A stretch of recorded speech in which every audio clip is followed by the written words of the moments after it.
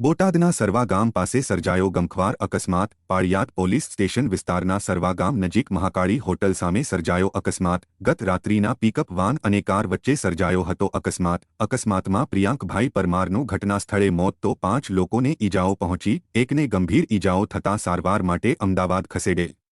પાળિયાદ પોલીસે ઘટનાસ્થળે પહોંચી વધુ તપાસ હાથ ધરી।